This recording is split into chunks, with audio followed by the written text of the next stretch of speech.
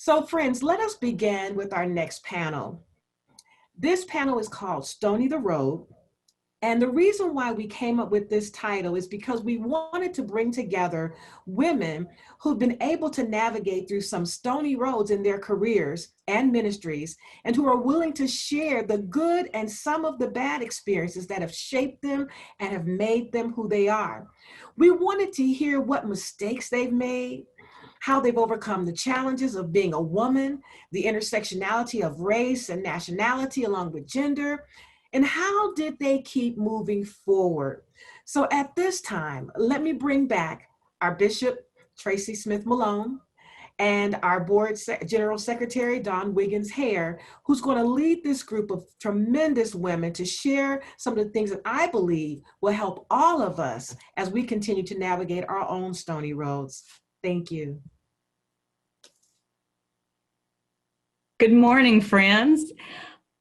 That was a fabulous message. Thank you, Bishop Cynthia Moore-koikoi, and thank you, Reverend Dr. Cynthia Wilson, for the music also. We have a treat for you.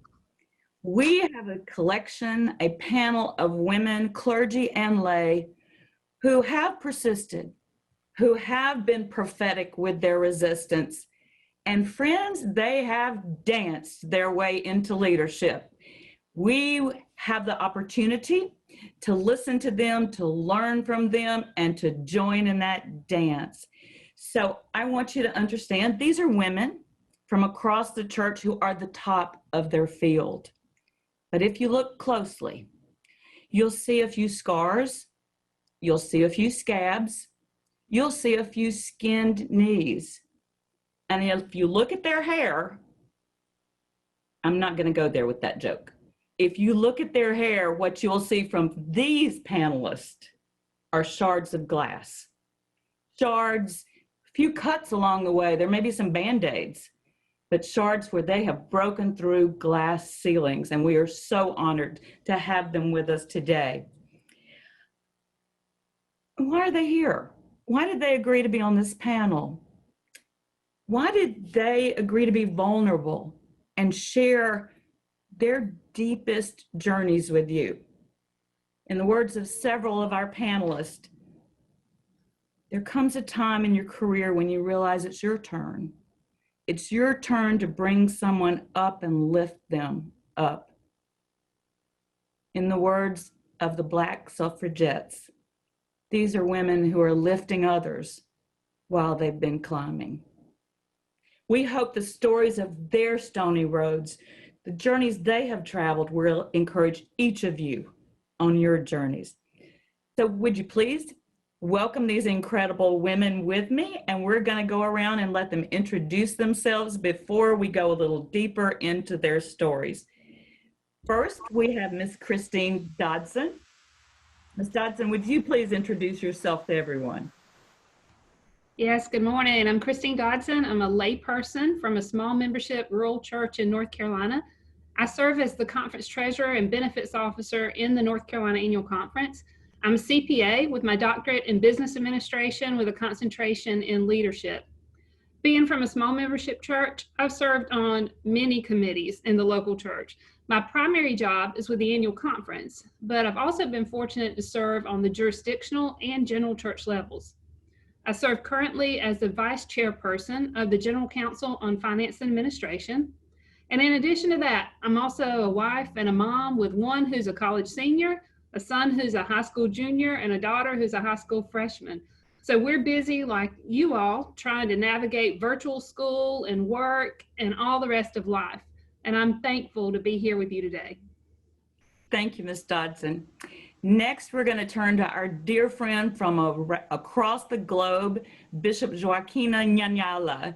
Bishop, would you please introduce yourself to our attendees? Good afternoon. My name is Joaquina Nhanala. I live in Maputo, Mozambique, in Africa. Let me say that I serve as a bishop in Mozambique Episcopal area that includes 2 conferences in Mozambique, and then South Africa, and now the newly planted United Methodist Church in Madagascar. So that is what is part of my Episcopal area.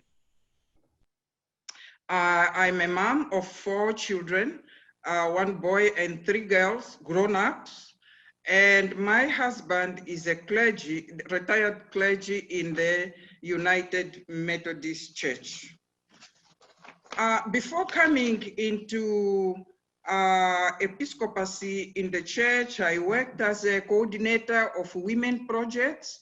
I also worked in some churches as a pastor. But even before that, before I became a bishop, I worked as a civil servant with the Ministry of Labor, finding jobs for unemployed. And then companies also came to find prospective candidates to employees in there. And then I was invited by World Relief to serve as HIV/AIDS program director during the time when the HIV/AIDS in Mozambique was in its peak. So what we did was to empower church, to encourage church, because it was the time when discrimination for those affected really was high. And so I served on that. And well, now as a bishop, I'm leading my episcopal area in all what you know are responsibilities as bishops, from leading annual conferences, from ordaining candidates into ministry, from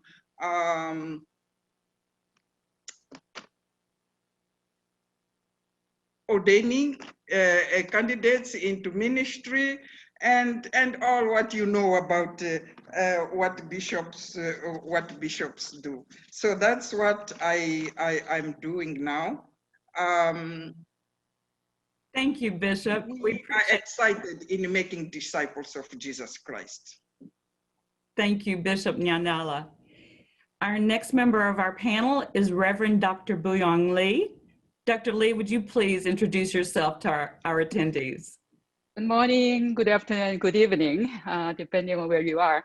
My name is Boyung Lee, and currently I live in Denver, Colorado, and I'm a clergy member of a California, Nevada annual conference. It's a wonderful and great honor for me to be on this panel with my own bishop, whom I respect so much. So I am the dean at ILEF School of Theology, which is one of the 13 United Methodist seminaries in the United States. And when I became the dean of ILEF in 2017, I became the first Korean American woman theological school dean in the United States and Canada. And I am now one of the 4 women mainline theological school dean in USA and Canada.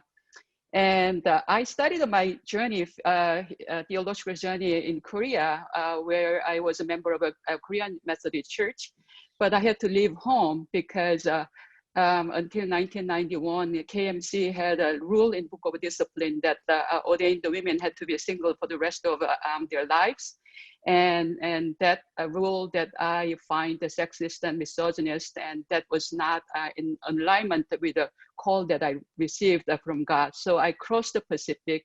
I studied the theological journey here, and then I became ordained in New England Conference first, and served the churches in Massachusetts and Connecticut, and also married to United Methodist clergy and a human rights lawyer. So very much involved in that local church ministry while I have been theological education. So I was a professor at Pacific School of Religion in Berkeley, California for 15 years. In 2007, with my tenure, I became the first woman of color to receive a tenure in school's 150-year-old history. And so now I am devoting beyond my own work at school, mentoring strong women of color, especially United Methodist women and women of color who will change and transform, continue to shape the church. And so devote a lot of time mentoring. And I am also a graduate of a United Methodist Women of Color Scholars Program by the GBHM. So, involved in multiple national mentoring program, especially women's mentoring program. So that's what I do as my clergy vocational call, and as I approach to theological education as a clergy person. Thank you, Dr. Lee. We'd now turn to Ms. Kimberly Hobson, who is joining us this morning. Ms. Hobson, would you please introduce yourself to our attendees? Oh, and I believe you're still muted. There we go. Good morning, everyone. Thank you so much for having me. Again, my name is Kimberly Hobson Gary. I am first a woman of God. I was born and raised into the United Methodist Church. I raised my children in the United Methodist Church. And as I matriculated through the church, I have been involved in many different ways. I've served as the director of children's ministries. I was one of the founders of the Children's Church at St. Mark United Methodist Church in Chicago. I was involved in the liturgical dance ministry, Sunday school teaching over the years, the announcer for services on Sunday. I am currently serving as coordinator of women's ministries. I am just excited to have had the experience all of my life to be a part of the United Methodist Church. I am also the mother of 3 adult children. I have 3 beautiful grandsons, and I'm the proud wife of Reverend Dwayne Allen Gary, who is the pastor of St. Paul AME Church in Glencoe, Illinois. I would go on to tell you who I am now. I mean, what I do. That was who I am. This is what I do. I've been for the last 20 plus years, 25 years or so, I have been a leader in the healthcare industry. I have held leadership positions at Humana Health Plan, at Advocate Healthcare, Mercy Hospital and Medical Center, University of Chicago Medical Center in Chicago, Illinois, running all of the programs there that Michelle Obama ran. And then when she left, I brought up the rear. So we had lots of fun at University of Chicago. Most recently, I am pleased to serve as the president and CEO of Journey Care, which is the largest hospice and palliative care organization in the state of Illinois. And so lots of fun there now as we continue to serve patients as we move through this unprecedented time. We continue to serve our more than 1,000 patients in the hospice and palliative care arena. And so thank you again for having me. Thank you, Ms. Gary. We turn now to Bishop Minerva Carcaño. And Bishop, would you please introduce yourself to our attendees?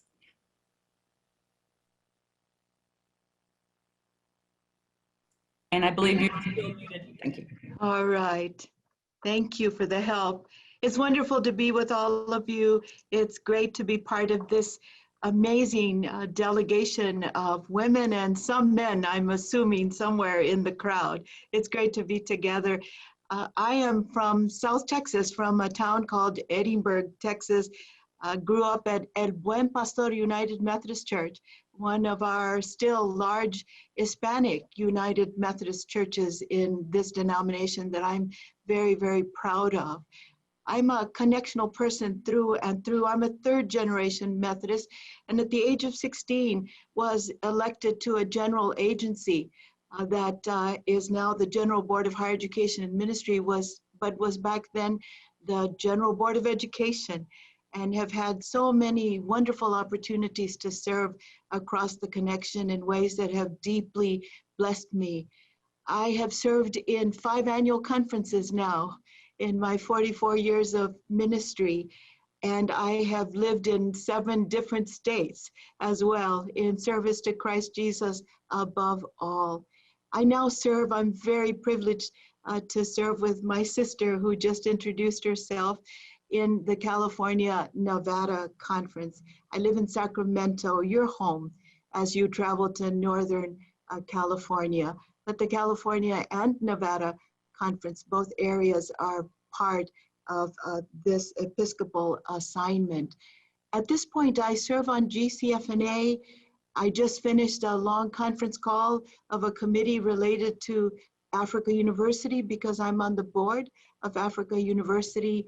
I have for some time now chaired both our Council of Bishops and our denomination's Immigration Task Force. I count that a great privilege. I am the daughter of immigrants. And so to be able to help the church in its witness around immigration and work with refugees is very core to my spirit, my heart, my own experience. I just finished a term on the board of the United Methodist Higher Education Foundation as well. And so I am committed to Christ above all, committed to the United Methodist Church, praying for its future, helping the Council of Bishops as it looks at the sustainability of the episcopacy, looks at what is the role of bishops in this day and age and going forth. I believe it is not only a difficult time to be in ministry, but it is an opportune time to be faithful disciples of Jesus Christ. Thomas Spagnolo, my husband, is a great supporter of my ministry, as is our daughter, Sofia Spagnolo Carcaño, who lives and works in Chicago. It is great to be with all of you. Bishop, thank you so much.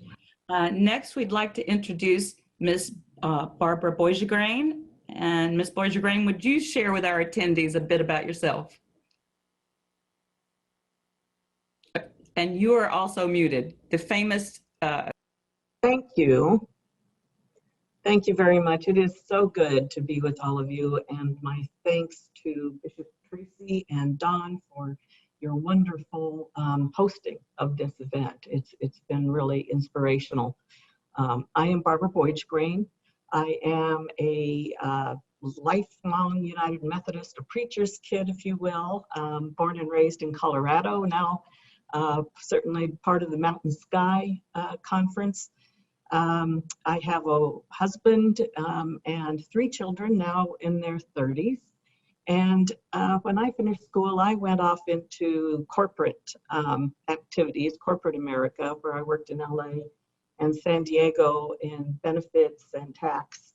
And then was called one day out to this agency I actually wasn't very familiar with, which is the General Board of Pension and Health Benefits, now WestPath Benefits and Investments.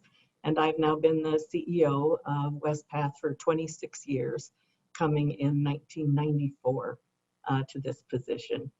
I also serve on a number of other church-related organizations on the boards, one being the Church Alliance, which works to protect and support clergy benefits in Congress. So we're very active in Washington, D.C., trying to make sure that clergy and lay workers within the church can maintain their benefits. At WestPath, we work on caring for those who serve. And it is our great privilege and honor to continue to work to support the men and women of the United Methodist Church and be here when you need us. So I look forward to participating today, and thank you again for this opportunity. It's good to be with you. Thank you, Ms. Boigegrain. And last but never least, we would turn to Bishop Cynthia Moore-koikoi. Would you please introduce yourself to our attendees? Thank you, Dawn. I greet you all with the love and the joy of Jesus the Christ. I am located just north of Pittsburgh, as I have the honor and pleasure of serving as the Bishop of the Pittsburgh Episcopal area, which is the Western Pennsylvania Annual Conference. I live here with my husband, Reverend Raphael Koikoi, who has the honor of serving as the pastor of Warren United Methodist Church, which was one of the childhood churches of Bishop Leontine Kelly. So there's a lot of history in the congregation that he is now serving. I also am the proud dog mom of Ranishia, a wonderful little Maltese that we adopted right at the start of the pandemic.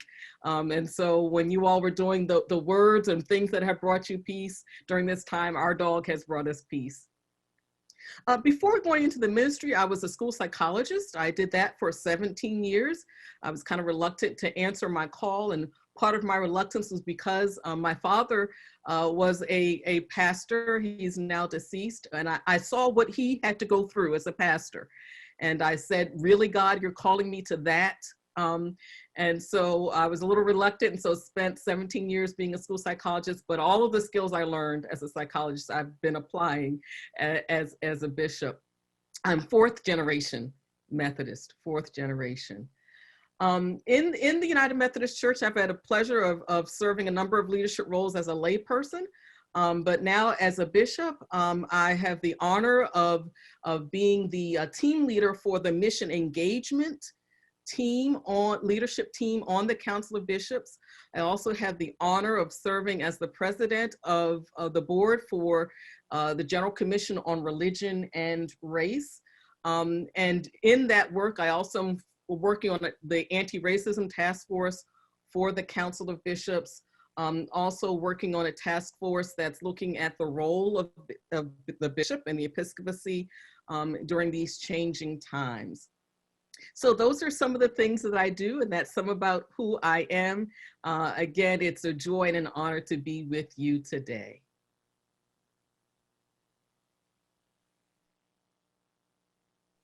Thank you, Bishop.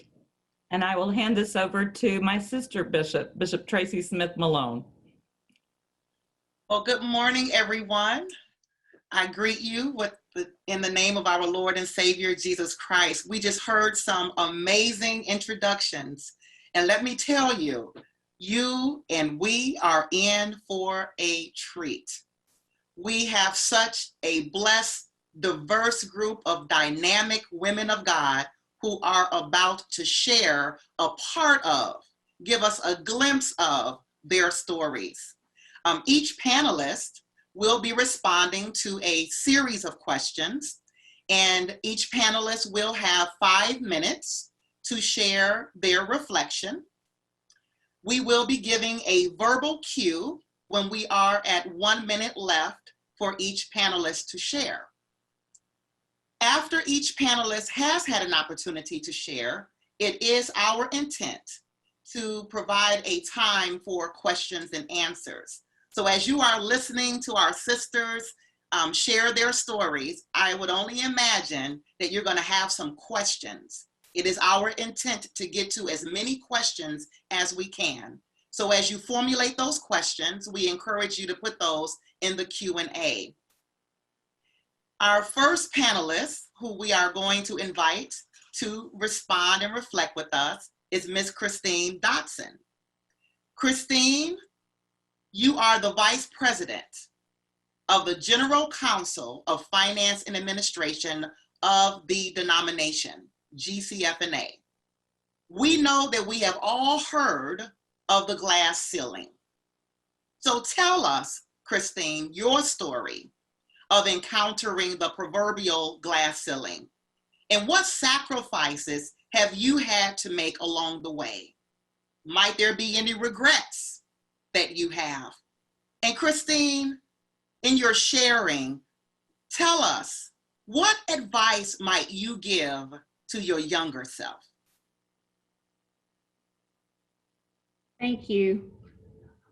When we talk about glass ceilings, we do have to recognize all the places and forms that glass ceilings might be. They're all the barriers and systems put in place to, as Bishop Smith Malone said yesterday, minimize our skills, our gifts, and our experiences. They don't have to be on senior level positions. The glass ceiling I encountered that was a changing point was in the first job I had out of college. In this entry-level engineering job, I started out as staff, worked hard, and moved into the project manager role. As part of one of the projects I managed, I used a coworker that graduated with me from North Carolina State, same class, same degree. We started out at the same time in this job.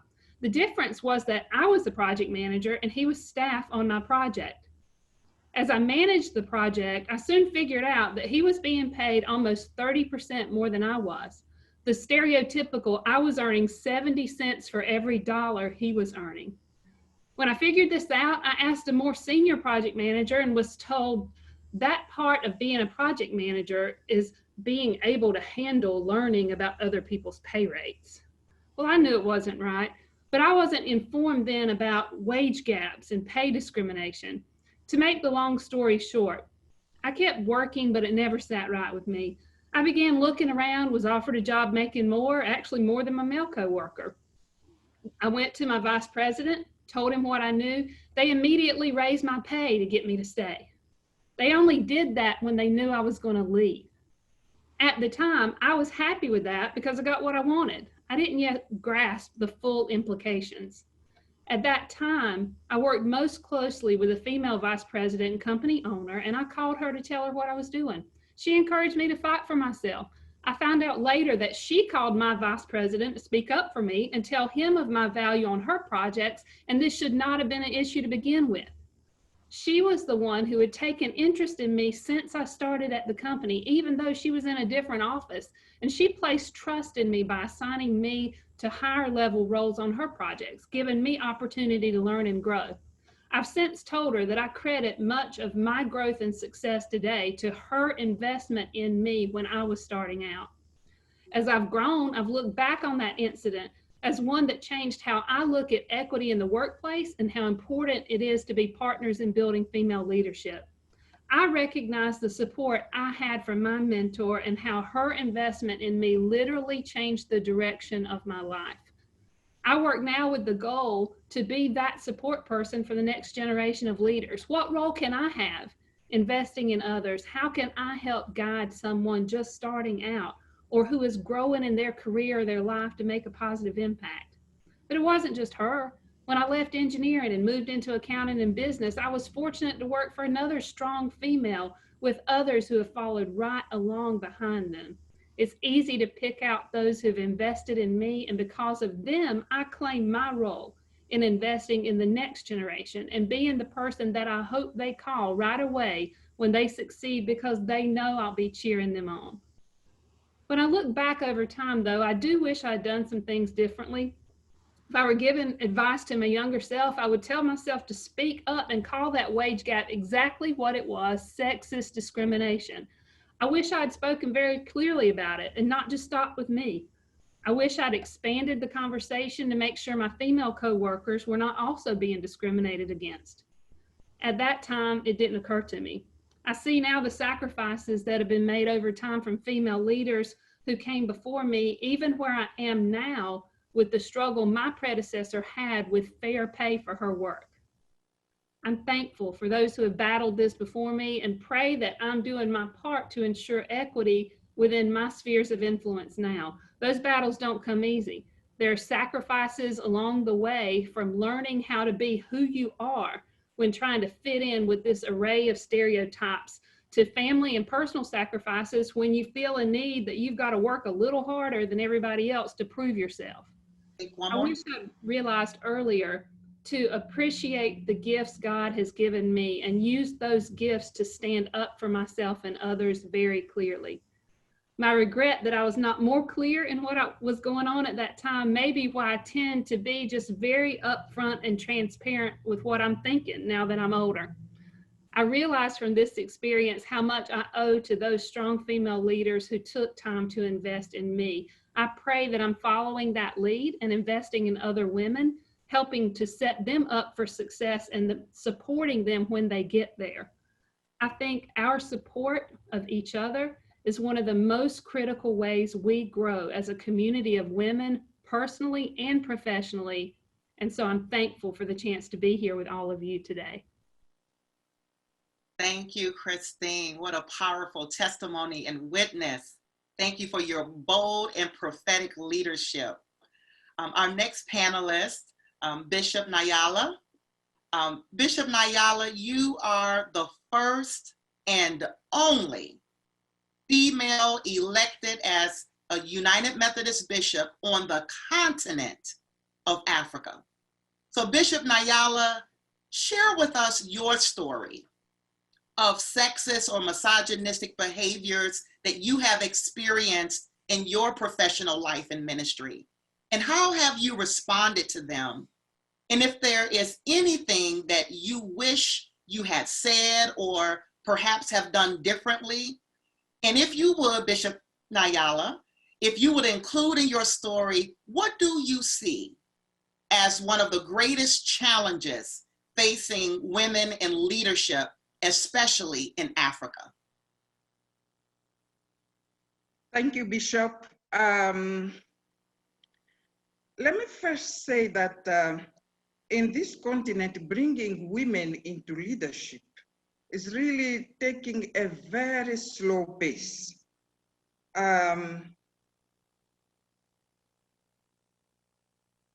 The continent is progressing in bringing women into the political and economic arena, where we now have had women presidents and so on, CEOs of organizations.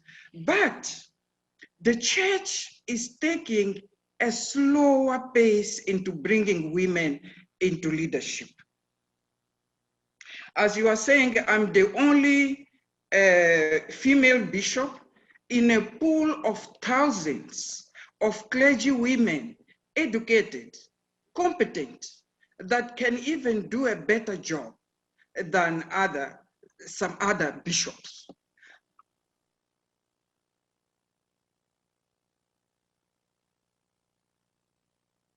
In bringing these women into leadership. And one of the things is because the sexism has very well settled in some of our cultures, such that at times and often is accepted as normal. And so that really makes it very difficult for women to navigate into leadership. Very few are there in a decision-making table. Because of this, then even when you make it there, still some will stay, they will not know what to do with you. Some will stay in a situation of, okay, let's wait and see. And so it makes it a little bit not very easy for you to work, even when you are taken, when you are able to be in a place of leadership. Let me just say, I want to give a story that just happened last year in a very well attended men's conference. I was there present, and a certain man that I respected highly, in fact, he was one of my teachers when, as a lay person, I went through a lay speaking course. He stood after a young man had given a report and said, the problem with this denomination is bringing women and children into leadership. And he went on saying that as we look at the scriptures, when Jesus came, when he wanted to start his ministry, women were there, children were there, but Jesus knew that only men could take his word further. How did I respond to it? We had a conference with agenda that we needed to accomplish at that time. So I chose at that moment not to entertain in trying to respond to him, because he would be right, because he would not accomplish the agenda that we had. So at that time, I chose not really. When he finished the conference, just continue as if he had not said anything.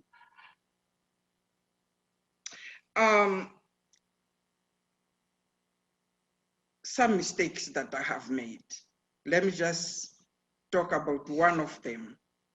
One of the mistakes really was to try as for example, I would have letters coming into my office or being put in the internet talking about me, and often saying things that were not true. At the beginning, I would try to clear my name by responding to it, by saying this is not true. And that took me energy and took me time. But the experience showed me that what is being said, that deeds speak louder than words, it is true. I concentrated on the work, on doing the work that is expected of me, and at times a little bit more. And I realized that my critics, by looking at the work, and at times it wasn't me answering, but as they took these letters, put them into internet, are the people that really responded. And so one more minute to wrap up. And so the other way I'm responding to it is to bring more women into leadership, more women as a DSS. For example, I have 20 district superintendents. 8 of them are women. We have, for the first time, a director of connectional ministries is a woman. And I'm not bringing them just because they are women. They are really competent. They are doing a very good job. And so that is one of the things that we are doing to try to deal with sexism. Amen. Thank you so much, Bishop Nhanala. And we recognize, only given 5 minutes, there's so much that our sisters can share. And so I just thank you so much for your willingness to try to capture it in 5 minutes. But we know that there's always so much more that you're doing and so much more that you can share. I'm going to turn back over now to our General Secretary, Dawn Hare. Thank you, Bishop. And thank you, Bishop Nhanala. Next, we turn to Dr. Lee. Dr. Lee, you are the first Korean woman to serve as a dean of a United Methodist Theological School. That's just amazing. Would you please share with us how your faith in God has grounded you over the years in the challenges that you have faced, and in your faith journey, a journey that even took you across the oceans? Would you share with us some of your spiritual practices that have sustained you? And finally, please include what advice you would give the young women who are here today, who are answering their call in a patriarchal culture. Thank you, Don. I would say that how my faith in God grounded me over the years. It is, I tried very hard to stay in love with God. And I had a sense of a call to ordain the ministry when I was 13 years old, but I had no idea what it meant because I haven't seen women pastors, period. But that was a very strong and very powerful experience that I couldn't deny. And I didn't know what to do, even though I talked with my pastors, all male pastors. They would say that, oh, maybe you should become a pastor's wife, which I became one later, although that was at least the thing that I planned with my life, to be a pastor's wife. And so the way that I was able to stay in with love with God was because of the strong women like my mother, and also having strong women spiritual mentors. So especially when I went to college, it was, I was in young adult age that I had to really discern what that powerful experience that has been sustaining me since age 13. And then now I'm age 18 and 19, and what am I going to do with my life? And then I at the same time, I started a college in early 80s in Korea when military coup happened in 1980, and 1980 entire universities in the entire Korea got shut down, and military tanks and armed officers there because they didn't want students to protest. And so I went to college during that time. So going into college was a huge culture shock, even bigger culture shock than coming to the United States, because what I learned as a truth until that moment was not truth. So I had to discern what truth means, where is my calling, and what God leads me, where God leads me to live. Without having any clear answer, I volunteered to be like an unpaid youth pastor of one of the poorest churches in Seoul downtown, that some of them it didn't even have a running water and electricity. Seoul in January, it's like a Chicago, cold and windy and cold. And I went there, thinking that I grew up in such a comfortable, up in a middle class family. I need to give them something back. But being in that church with some of the poorest people, especially strong poorest women, who stay in love with God, focused on what God tells them rather than what church authority, male authority tells them to do. One example was their house had to be evacuated by government to build the high-rise apartment complex before Olympics. We hosted Olympics in '88, and that was mid-'80s. And these women mostly don't have a man, but children.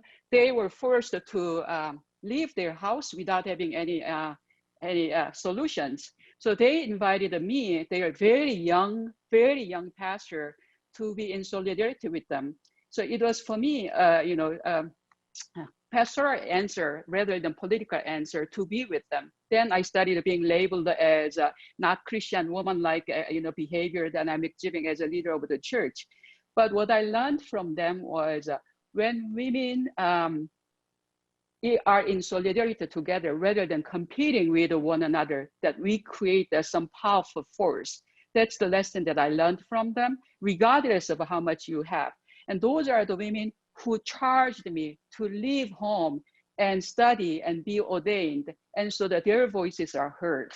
So I not only took my call from God that I experienced seriously, but also listened to this call from my community, especially women whose voices need to be heard, whose voices the church needs to pay attention to. So, those are, yeah. Thank you. Yes. So those are, the prayer life. So I'm a feminist, but also I'm engaging very Pentecostal type of a prayer, 통성기도, which I grew up in Korean church. So every night I pray to God out loud. And also I pray with my parents every day, 2:30. I give them a YouTube link so that they can participate in their church's early morning prayer service. I pray with them if I could. And so the sustaining myself with a strong women mentors and listening to community's call, and also engaging in spiritual practice like walking and hiking that I do.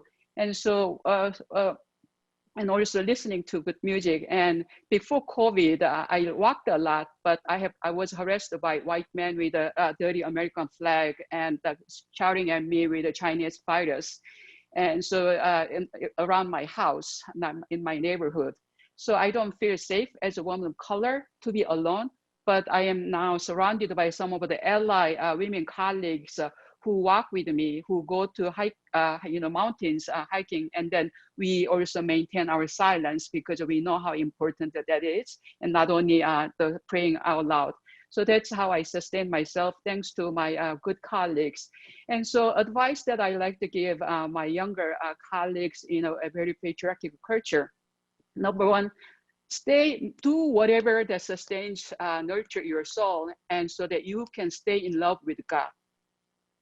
Find that niche that feeds your soul and nurtures your spirit, and that's so that you can stay in love with God, because forces are so strong that as if your call is something that you created. And number two, that I learned from Asian feminist theologian mentors, that rather than competing with with one another for few positions, support one another, create network so that we can drive together without changing the system. We just are conformed to this patriarchal system again and again. So create network and support one another. One of the things that sustain me every day is that I check in with the 5 Asian American feminist theologians every single day. and we create bigger, powerful work together. Thank you, Dr. Lee. I appreciate it.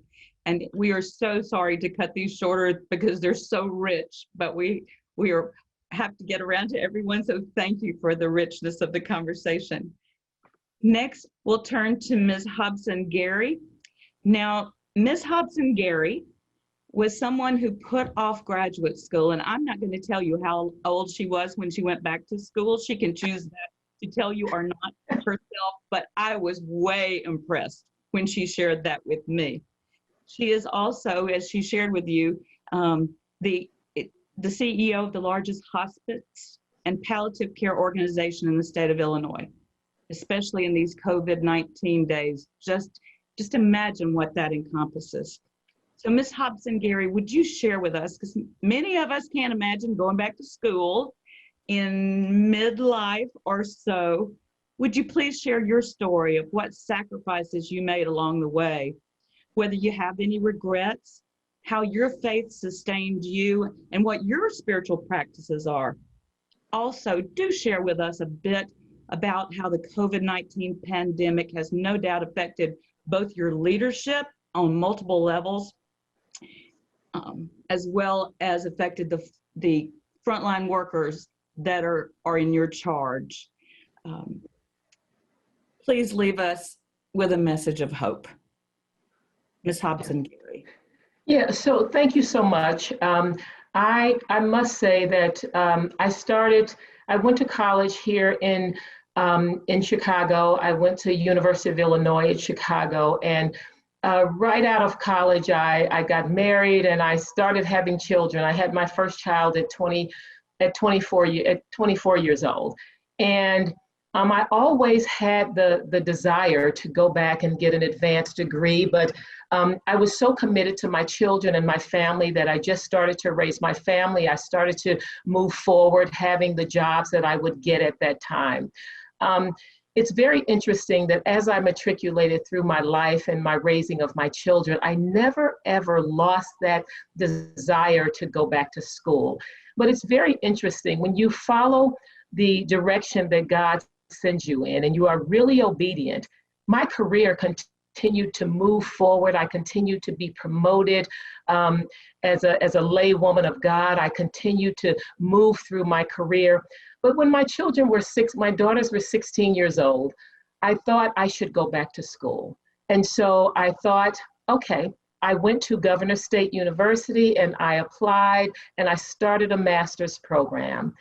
And then right in the middle of that program, my daughters started to have difficulty in school to the point where they really needed more time from me. And so even though that's a goal that I had, I sacrificed that goal. And I went to school one semester and I left because my children needed me. And so I continued to be there for my children and move through my career. And so my career continued to grow, and I became manager and I became director and I became all of these things. But then I decided that at 50 years old, I wanted to go back to graduate school. My children were grown. I had no more excuses. And so there I went. I enrolled at Purdue University and I completed an executive MBA program and so forth at Purdue. I tell you, one might think that if you do the things that God tells you to do, that maybe you will, if you do the things that God wants you to do, that perhaps maybe you won't get where you need to go because you're not following your own dreams or what you think your plan for your life is. But I guarantee you that God has a plan for you. God has a plan for you each and every day. And I believe the fact that I was obedient to God, God continued to move my career forward, even though I didn't have that master's degree that I have. But I tell you, I'm glad that I did it. It allowed me to continue to work at University of Chicago for 17 years. And now it has even moved me I've been even more blessed, I should say, into the role of president and CEO of Journey Care. Again, this is the largest hospice and palliative care organization in the state, and we provide end-of-life care. And so as we've moved through through hospice and through COVID-19. Of course, it has been a challenge. My organization has served over 400 hospice patients. I've had about 15 of my own 700 employees to contract COVID on their own. But what we have had to do, and I'd like to talk to you about it today, is we've had to make many, many changes so that we could accommodate our staff, and many of those staff being women. And so we had to do things like increase our flexibility. We are allowing our women, and our men too, but most of our, our nurses and so forth, they're women. We've allowed them more flexibility. They can work at home more. They can take care of their children and work all at the same time. We've also increased our engagement with our employee assistance programs, because we know that people are experiencing, sometimes women are experiencing depression, or they may be experiencing, how do I navigate through all of these different things? I'm navigating through COVID. I've got my children at home. I have a job that I have to do.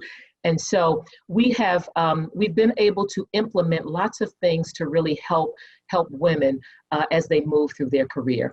And so I tell you, as I have moved through my career, it has been challenging along the way, but I have taken God with me in my career all along the way. I sit in meetings and I pray, you guys. When I don't know what to say, or when I'm being challenged, I say a prayer inside of myself. And so I believe that that has helped me move through my career. I'd also like to leave you with my favorite scripture. And this is the scripture that has carried me through my career from 25 years ago until now. And it is Philippians 4, 6, and 7. And I oftentimes remind myself of this as I'm moving through my days as the president and CEO of this organization. And it is, be anxious for nothing, but in all things, with prayer and supplication, with thanksgiving, make your requests be known unto God. And the peace of God that surpasses all understanding will keep your heart and your mind through Christ Jesus. Thank you. Thank you, Ms. Hobson-Gray. Bishop? Yes. Bishop Minerva Carcaño, you are the first Hispanic Latina woman elected to the episcopacy in the United Methodist Church. Bishop, we know that you have encountered sexist and misogynistic behaviors in your professional life, in answering your call, and in sitting in positions of leadership, including across the church. Please share with us some of your story, including the experiences that you have endured, the hardships that you have encountered, and what tools you have used to keep striving and persevering.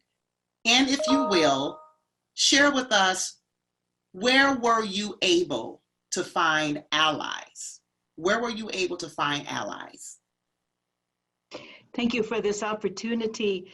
I have to start by saying that I grew up in a culture probably doubly embedded with sexism and misogyny. U.S. culture is embedded with sexism and misogyny, and so is my Latino Hispanic heritage. I remember as a young person discerning my call to ordain ministry. I was very active in the youth group in my local church. In fact, I was president of the local district and conference youth councils. But even then, I heard the very same words that Sister Boyung heard.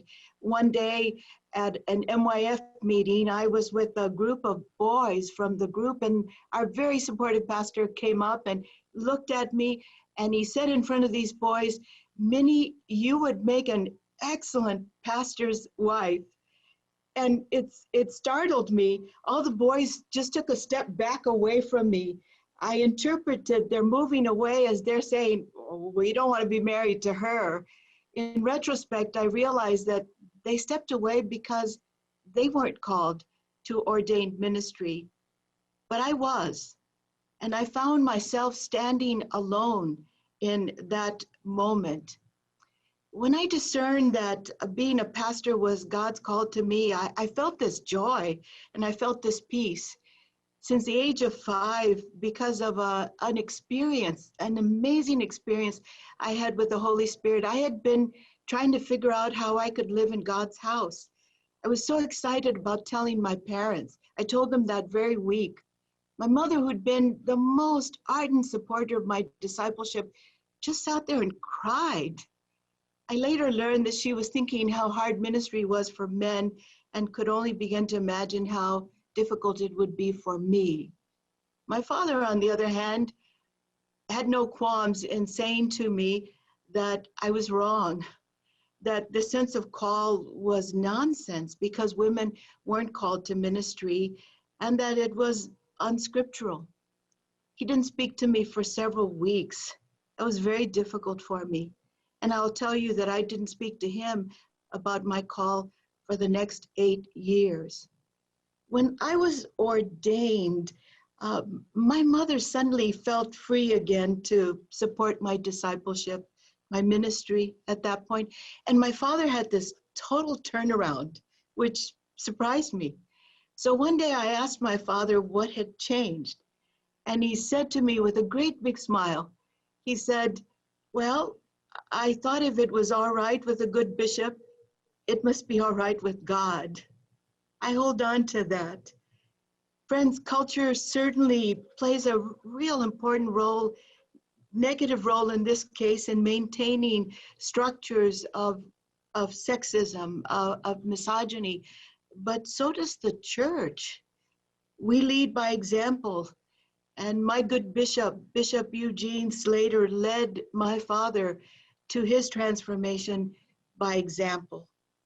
Over the years of serving in the church and in ordained ministry, I have experienced a church that has been very, very willing to mentor me, very willing to do that.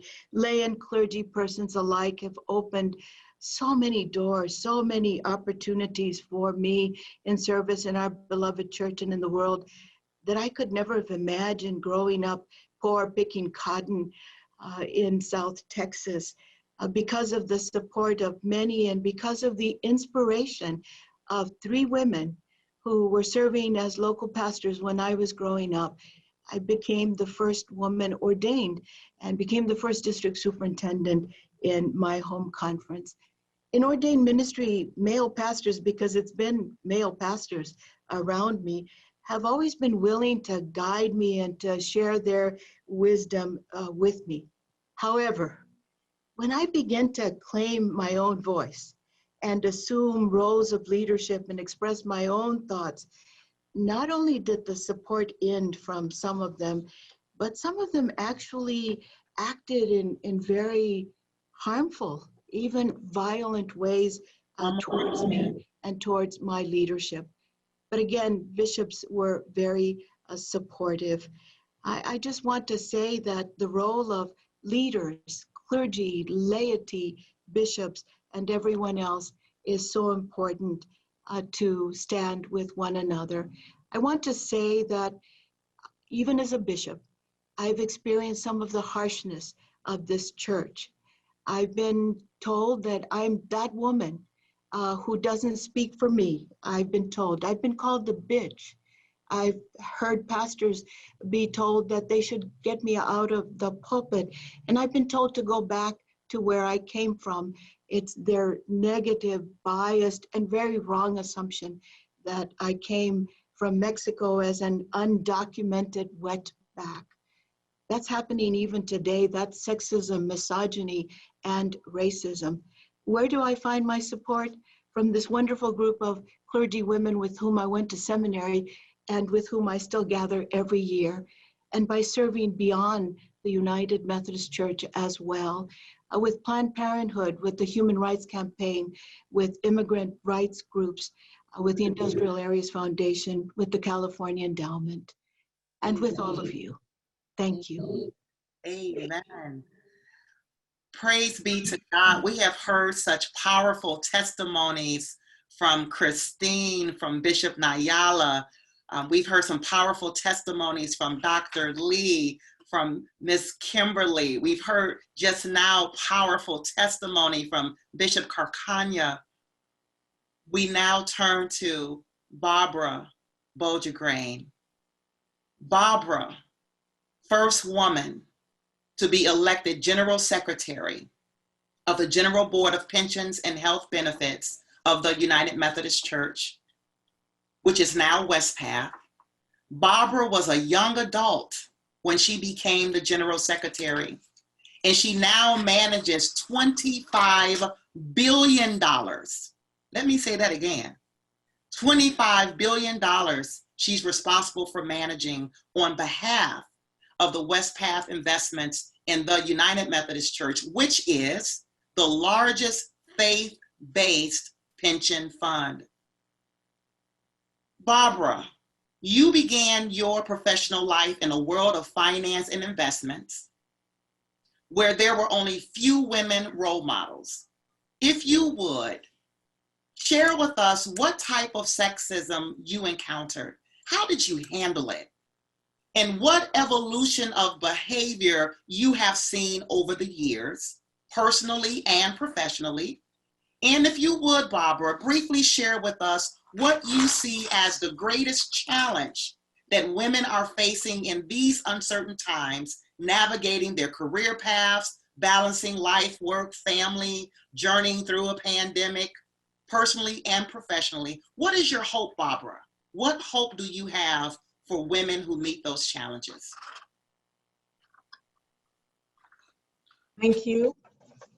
You know, if you go all the way back to the 80s and 90s when I started working in the finance field, sexual discrimination was pervasive. It was systemic. It was institutionalized. So any woman who has been working back in the 80s has stories. I mean, it's something we could spend a lot of time working through. It was not unusual for me to be at a business lunch and quietly fighting the hand of the guy next to me down my leg as he tried to run it up my leg. It was not uncommon to be working late at night and have someone come in and make all kinds of suggestions about what else we could do if we weren't working. So the discrimination was constant. What we did at that time was the women banded together. And in fact, in one corporation that I was working in where the issues were particularly egregious, let me say, my boss's boss would drop paper clips and erasers down my secretary's dress on a regular basis. And women were definitely objects. We went to Human Resources and complained, and about a week later got a response that if we took that further, we would be fired and we would not work in that city again if they could help that. So that was kind of the nature of things in the 80s, and it was expected that you would be discriminated against, and we worked hard to protect each other. As we moved into the 90s, it was better. Many more men stepped forward to say what was wrong. Many more women entered the workplace. I wasn't the only woman in all the rooms that I was in. And when I came to Westpath in '94, things were improving, though still we had a long way to go. As I worked with our board of directors, which was and still is more men than women, I learned that I needed to learn to say what I saw and raise the issues, not emotionally, not labeling them, but to say what I was seeing so others could reflect and then decide if they needed to make changes. I have to say, in all honesty, one time when I learned that the conversations that we were having in the boardroom went on into the men's room, and then sometimes they emerged with decisions already made, I started following them into the men's room and simply saying, apparently the meeting's going on, so I need to hear where you're going with this. That stopped that behavior right away. I only had to do that once. So I learned that I needed to make a decision about whether I wanted to be liked or respected, and I chose respected. I decided I could not be responsible for how people felt about what I was saying or when I was providing my witness, but that I needed to be truthful to myself. Recently, my daughter said to me that she works for a large tech firm. She's a technical writer, and she mentioned to me that she had written one of their documents in inclusive language and not male-only language. and that in fact that had gone up to the management and come back and they said, good job, we want to do that with all of ours. And I reflected with her that 30 years ago, I tried doing that with a plan document and tried to make it inclusive. And it went up to the top of the organization and came back down with 3 words written on it: change it back. So I reflected with her how much headway women have made over the last several decades and how important that is. But I also want to say it is so important not to lose that progress. I have been in countries, as I'm sure many of you have, where women do not have rights. And it is not a good place to be. I was in Senegal at one time, and my plane flight was canceled and I needed to get rebooked on a plane. And the man that was taking my ticket decided he didn't like the route I asked for and literally ripped up my ticket, threw it on the floor, and refused to talk to me. There was no recourse. Women had no voice, and it took me a while to get out of that fix. As we now look at where we are today, and I watch the impact of the pandemic, I'm watching women again in their struggle to work from home, in their struggle to take care of children who are now back at home and not in schools. I watch them find they have to take the traditional role and step back from their jobs. I can't tell you the number of people I know who have either personally left their jobs or sought leaves or sought to go part-time. One more minute. Thank you. So, but I think it's so important at this time, and we've seen what's happening in the discussion of the Supreme Court. We've seen what's going on in our administration. It's essential to lift each other up, to help protect each other, to help find flexibility for each other and advocate for each other, and to seek men, very important in this equation, who will also do so. I would love to have find men and women who can share stepping back a bit in their jobs so that both can stay engaged. I hope that when women do step back, and we all need to as mothers, that we can find a way to get back in and continue the struggle, frankly, continue the work to help elevate all of us. So I do have a lot of hope for the future, but it's because of all of those sisters and brothers who work together to keep moving forward. Amen. Thank you. I'm going to turn back now to Dawn. Thank you, Ms. Boigegrain, and thank you, Bishop. Bishop Cynthia Moore-koikoi. She is part of that history-making class of 2016, when 4 African-American women were elected bishop in the United Methodist Church. Along with Bishop Cynthia Moore-koikoi, Bishop Latrell Easterling, Bishop Sharma Lewis, and our own Bishop Tracy Smith Malone. This is the moment when I wish I could hear your applause. This is a moment when I am regretting that this is a webinar and not live, okay? I'm just putting that out there. So Bishop, like many women on our panel, you have no doubt experienced multiple levels of discrimination and harassment. If you would, please share with us how the intersectionality of race and gender have helped or provided a greater challenge on your personal journey. Share with us what resistance you encountered in your professional life, both before becoming a bishop and after your election. And finally, now we know that bishops rarely, if ever, make mistakes. But if you can think of a small one that you might have made, would you share with us any mistakes or missteps you've taken along the way to help us to learn? Thank you, Bishop. Thank you, Dawn. Thank you, Dawn. It is indeed a pleasure to be a part of this panel of awesome women who are leaders in the United Methodist Church. I praise God for each and every one of you and for this opportunity. I want to share with you briefly a couple of instances of intersectionality of both race and gender. One example that happened in an appointment that I had before becoming a bishop, and then one example after becoming a bishop. My first full-time appointment was to a large 1,400 member church. And of the 1,400 members, there were a handful who were people of color.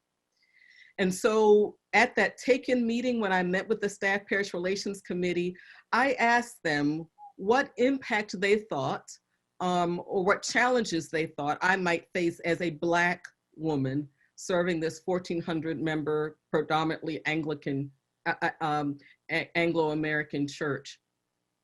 And they said to me, they said, quite frankly, Pastor, you'll have more challenges because you are a woman than you will because you are Black. And so I took them at their word. And sure enough, within that first week, someone who was well respected in the congregation, in fact, he was a disciple Bible teacher and had worked with the youth, he came to my office and had a huge spreadsheet, chapter and verse, of every inkling in the Bible that says a woman should not be in leadership. And he wanted to tell me that he did not believe it was biblical or holy for a woman to be a pastor. And so I said to him, well, you know that I don't agree with you. You wouldn't have come here if you thought I did. But I'm going to ask that you keep your heart and mind open to God, and I'll do the same, for God to correct whoever's wrong in this situation. And until God does the correction, I'm going to ask that you act as if I am your pastor, even though you don't believe women should be pastors. I think it's important that we as women demand that folks treat us with respect and that we be unapologetic about that. This gentleman was able to do that. And when it was announced that I was going to be going on to another appointment, he asked me if I would consider coming back and baptizing his as of yet unborn grandchild. He had fully embraced the fact that I was his pastor. There was another gentleman in that congregation, however, who wasn't able to get over that hurdle, I think because race and gender were an issue for him. He was not ever able to refer to me as reverend or as pastor. In fact, there were times that he referred to me as little lady. He couldn't bring himself to do that.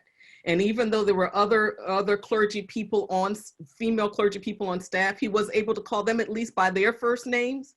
He was not able to do that with me. And I do believe that's because I was the only Black woman on staff. Another example of the intersectionality was when it was announced that I was going to be coming to Western Pennsylvania as bishop. I was not yet there. Still in the Baltimore, Washington conference. And so someone anonymously sent a letter to the Baltimore, Washington conference. And in that letter, they pointed out that in Western Pennsylvania, people don't believe in that Black Lives Matter stuff, and that they carry guns, and that they shoot to kill. They further wanted to explain to me that there was a hierarchy in how I needed to do appointments, because that's how they did them in Western Pennsylvania, that the white men got the best appointments, then the Black men got the second best, the white women were third in line, and the Black women got whatever was left over, and that I was to follow that pattern. So there were several ways I could have responded to that. One was that I called the FBI, got them involved because it was a threat. But then I also set about making sure that some of my very first appointments were key appointments for women and for women of color. And to say to the annual conference, I no longer am going to accept a congregation saying that they were not going to accept a woman or a person of color. 1 minute. We weren't going to do that anymore. So those are some ways that I handled those situations where there was some intersectionality of race and of gender. Yeah, bishops are consecrated not to make mistakes, right? I have made several mistakes and made some really bad appointments at times, just made some really bad decisions. But one thing that I've learned is that it's important to admit that you have made a mistake, to admit your humanness, because not to do so is to make your position, your leadership, an idol, And to do so is to accept your humanness and your need for Jesus the Christ. What I've also learned in making mistakes is that God's grace is sufficient. And so once you admit that mistake, God's grace will help you to figure out how to fix it and even to do better next time. But the first step is to say, my bad, I'm human, I made a mistake, I am so sorry. And then to allow God to step in and do what God does and to make something good and beautiful come of it. So thank you for this opportunity to share. Thank you so much, Bishop. We appreciate this. Friends, we've had several questions to come in, and if you have other questions, if you would send those to us. So I'm just going to kind of throw these out there. If there's a member of our panel that would like to answer, please jump in there. We have a question. How do you become a member of a general conference board? Does that speak to anybody?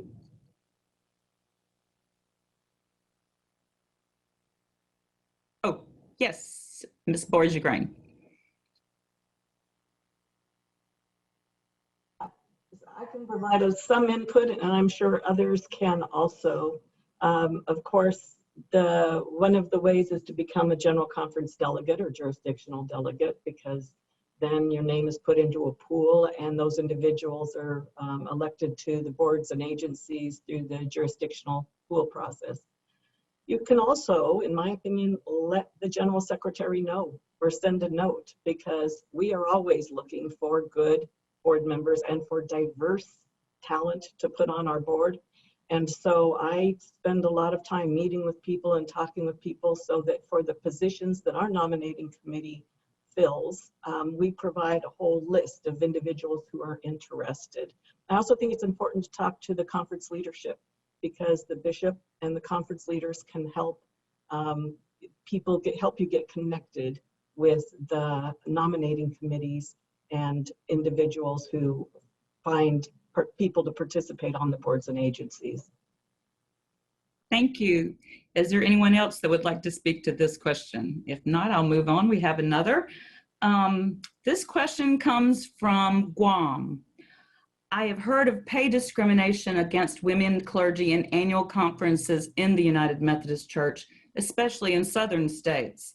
Is this true? What are we women able to do about this? Yes, Bishop. Yes, that's what I want to answer, because we have been able to make tremendous progress in Western Pennsylvania. When I came here, we looked at our statistics to see the pay differential that there was between our female clergy, whether they were full-time or part-time, and our male clergy. And that was part of my deliberate effort in appointing female clergy persons to key positions to try to close that gap. And so it took 2 cycles, 2 appointment cycles in order to close that gap, but it really took intentional work on behalf of the cabinet, the district superintendents, and me as the bishop. I said to the DSs, this is our data. This is not of God. We need to correct this. And so some of those institutional practices that were happening, we corrected. For example, there was a pay range that we could offer folks for their first time appointment, and often we lowered it to the minimum for women and did not do that for their male counterparts. And so I said, we're not going to lower it for the women. It doesn't matter. Even though there is a minimum, we're not going to make them get the minimum. We're going to give them the higher part of that scale. So it took intentional work on behalf of the cabinet to make that happen. Thank you, Bishop. Yes, Ms. Dodson.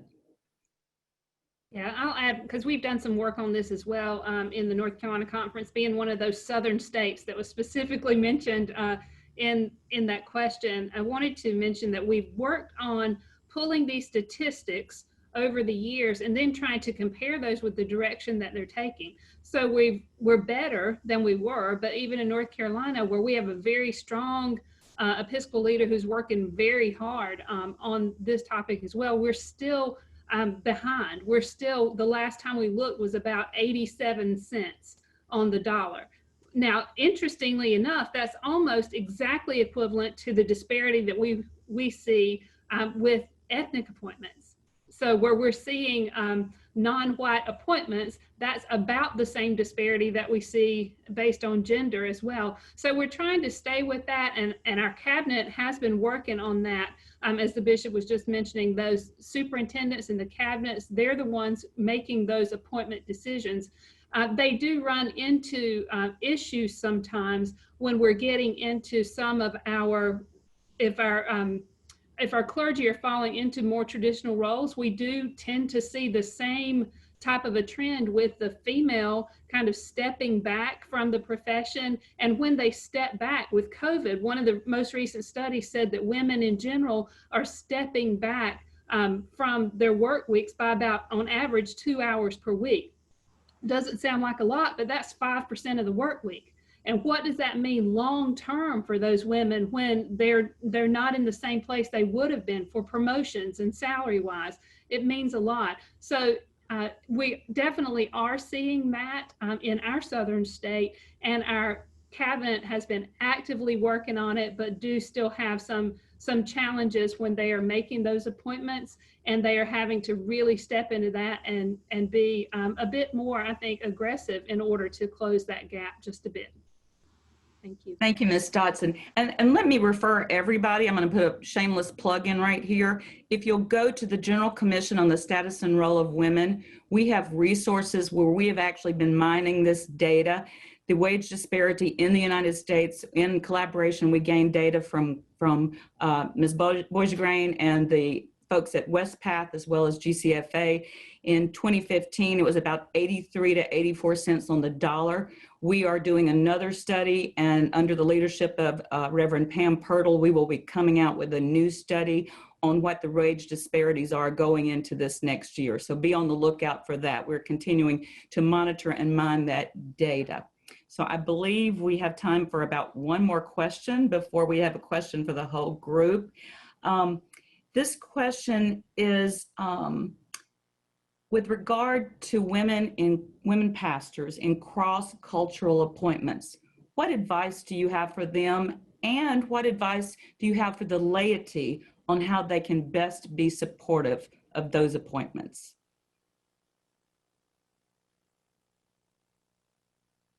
I'll answer that if no one else wants to take a stab at it.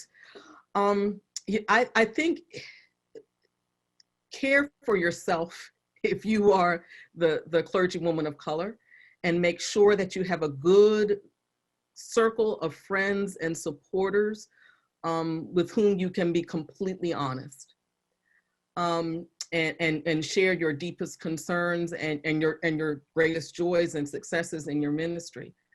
I also would say that it's important to be as honest as you can with the Staff Parish Relations Committee and with some pointed leaders in the congregation. It's important to unearth those cultural realities that are under the water. You know, if you're looking at the iceberg kind of analogy, it's important to unearth those cultural realities and to have a group that you can share those things with, like SPRC. You know, what are your realities about how you lead? What are your realities about how you preach? You know, one of the things that I found in serving that congregation that I talked about was that in the African American tradition, we are much more forthright with social justice issues in the pulpit. It is expected that a pastor will speak on social justice issues. That's not the norm in some Anglo congregations. And so I had to talk with some trusted people in the congregation to get the pace of that correct. When am I pushing the congregation too much to be who I am? And when should I kind of lean back and not do so much of the preaching around social justice issues? So being able to have a group to kind of wage those things, those cultural things around, I think is important. And for the members of the congregation, you also need to be honest with your pastor about things that you think the pastor is doing that might be off-putting to folks. Love them and trust them enough to be honest with them about that. and also be their advocate. When you hear murmurings about things, be their advocate and extend to them the grace that you would extend to an Anglo pastor. Yes, Bishop Carcaño.